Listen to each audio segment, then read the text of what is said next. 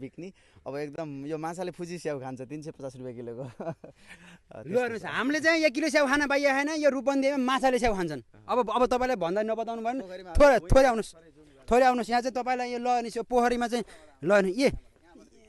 यताबाट कताबाट खै एकैछिन हामी तपाईँलाई चाहिँ यो माछाले स्याउ खाएको देखाउँछौँ रूपन्देहीमा चाहिँ माछाले स्याउ खाएको यहाँ रूपन्देहीमा चाहिँ माछालाई स्याउ खुवाइन्छ है ल हेर्नुहोस् ओहो ल नि स्याउ तैरिएका देख्नुभयो थोरै क्यामेरा फोकस गर्नुहोस् ल हेर्नुहोस् त्यो स्याउ तैरिएका ल हेर्नुहोस् यो स्याउ सबै माछाले खाएको हुन्छ सर माछालाई हामीले टन्नै हालेको थियौँ यो बचेको हो यो चाहिँ अहिले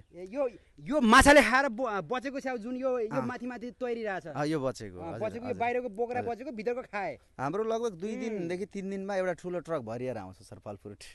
आज पनि हिजो पनि आएको थियो अब भोलितिर आउँछ त्यो छ रमाइलो छ सर यहाँ नि चोरी कतिको हुन्छ चोरीको समस्या त्यस्तो छैन खास सीसीटीभी क्यामेरा सबैतिर सबै जडान गयो यही माथि पनि तपाईँले हेर्न सक्नुहुन्छ सीसीटीभी क्यामेरा कोही यहाँ अब चोर आउनु भयो भने सबैतिर सीसीटीभी क्यामेरा चाहिँ याद गर्नु होला चारैतिर चाहिँ छ यो सीसीटीभी क्यामेराहरू म यहाँ आइसकेपछि जो प्रोजेक्ट म्यानेजर भएर आइसकेपछि यहाँ विभिन्न प्रविधिहरू पनि